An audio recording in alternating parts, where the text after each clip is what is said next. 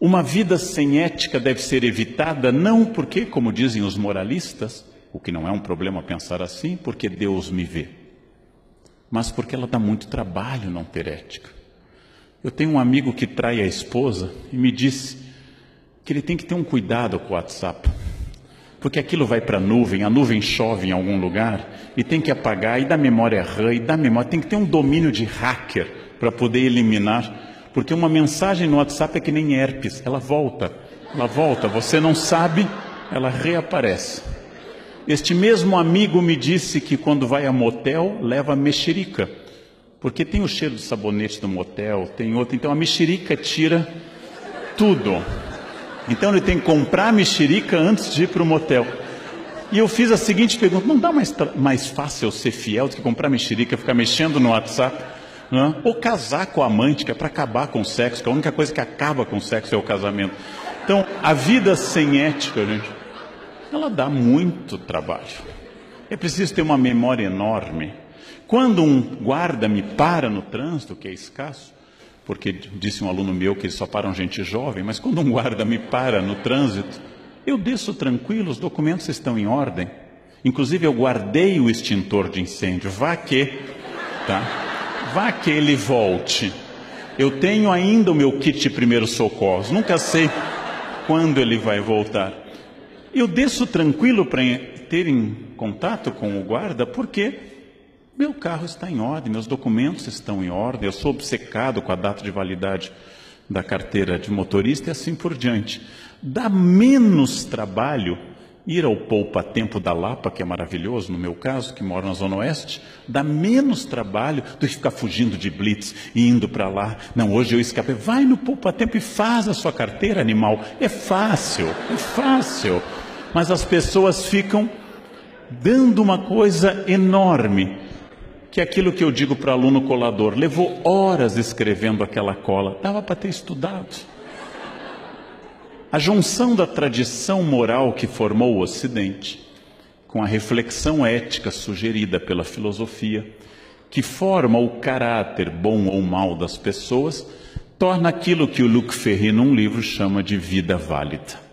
Bauman, ainda utilizando seu conceito anterior a 1985, chama de ética pós-moderna. Este pequeno livro que a editora Paulus traduziu faz essa reflexão importante. Como ser ético no mundo onde hoje ser ético é igual a ser babaca? Como ser honesto no mundo onde desonestidade leva longe na carreira política? Como defender valores neste mundo? O Bauman responde algumas dessas questões que eu recomendo aos senhores. Encaminhando para uma conclusão, temos que pensar que vivemos hoje, em outubro de 2015, um naufrágio ético. Os poderes públicos disputam de tal forma que vocês devem lembrar que, caindo a presidente e o vice, quem assume é o Cunha. Olhem a nossa situação.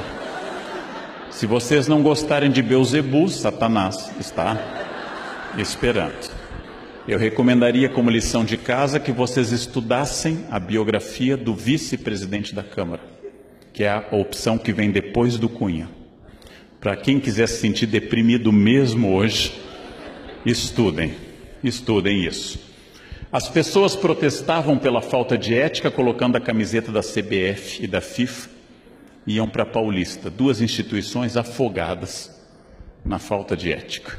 E finalmente o mundo empresarial, porque de forma até positiva, é inédito no Brasil, nós paramos de falar da corrupção passiva, que é a do político, e passamos a tratar da corrupção ativa, que é a do empresário.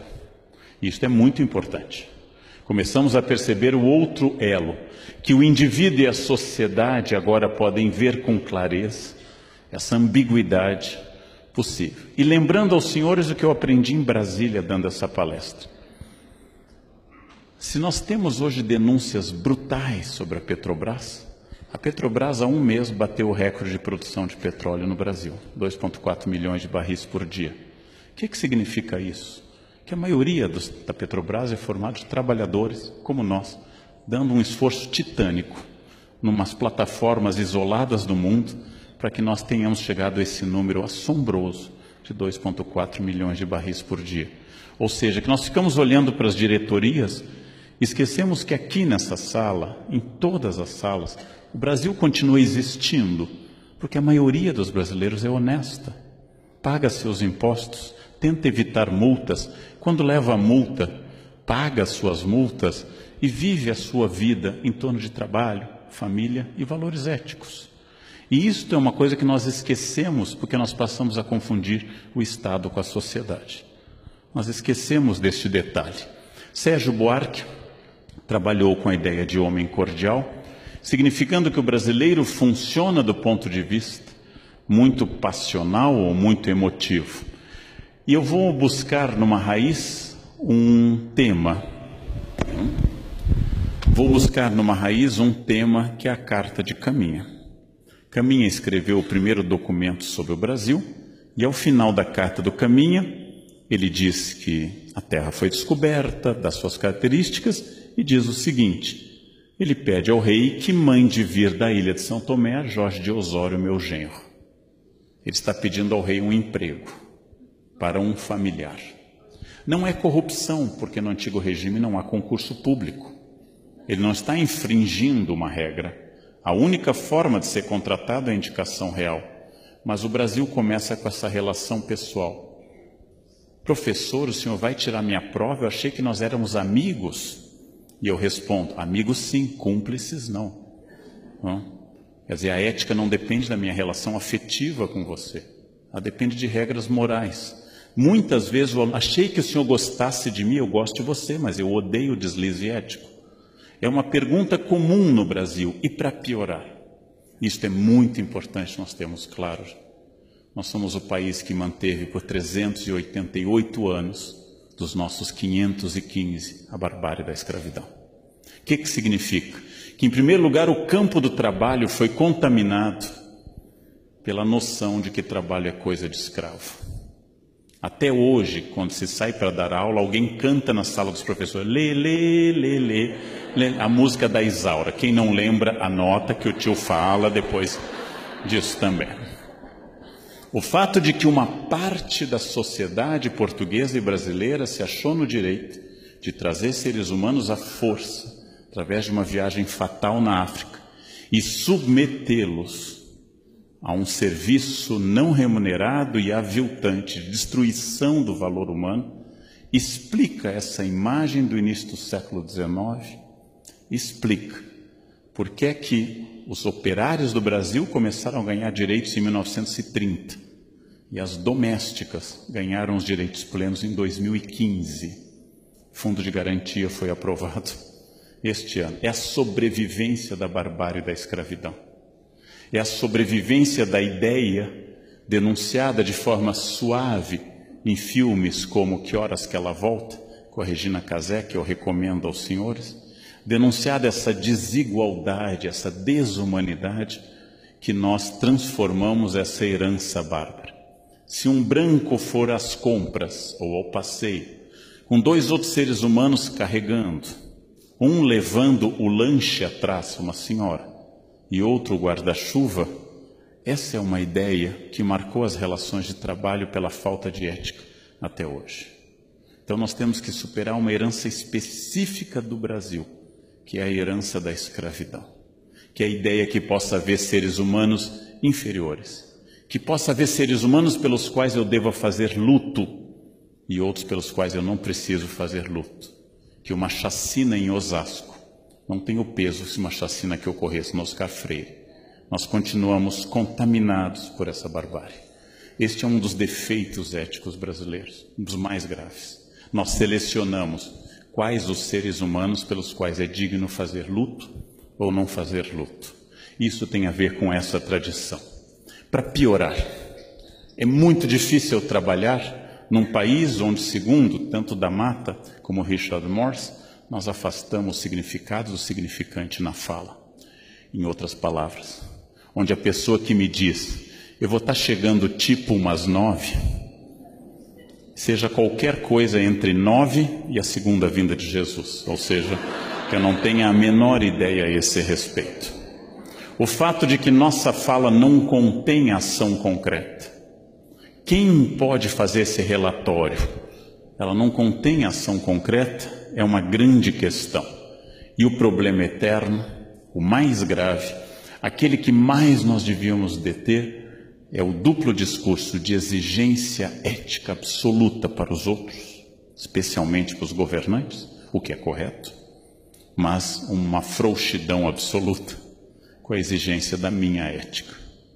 Ou seja, a ética dos outros é uma ética duríssima, a minha ética é uma ética frouxa.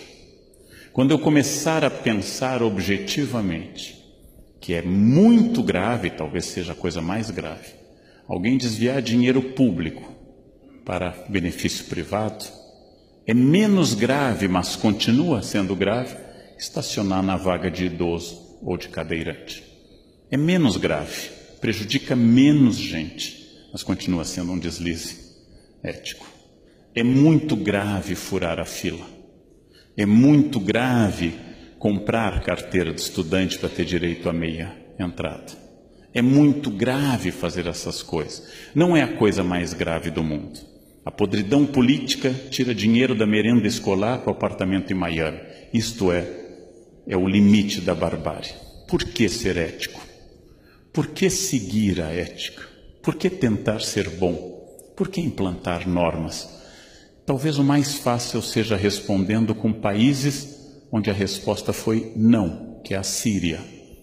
A Síria deu não a essas respostas. Não quero dialogar com você, não quero estabelecer contato ético, não respeito seu dinheiro, seu direito à existência. Resultado, a população inteira da Síria está se jogando no mar, porque não é mais possível ficar em terra. Este ponto de barbárie é a falência da ética. Não cabe ao governo implantar o paraíso, cabe ao governo evitar o inferno. É a frase de João Pereira Coutinho num livro conservador. Não cabe a cada um de nós implantar o paraíso no mundo. Não é possível, talvez, mas é possível imaginar que, ao menos no meu pequeno universo, onde eu trabalho, no meu serviço público, na minha família, nas ruas da minha cidade, quando eu dirijo, que aquele espaço seja o mais ético possível, seja o mais cheio de valores, porque isso torna a vida viável, não porque alguém esteja me olhando, mas porque eu vivo naquele espaço. E esta é a grande questão ética, o grande desafio que, com esperança, eu noto neste momento brasileiro. Nós estamos num desafio ético enorme e na chance de mudar tudo. A crise econômica tornou a ética visível. Porque em época de abundância econômica ninguém critica a falta de ética.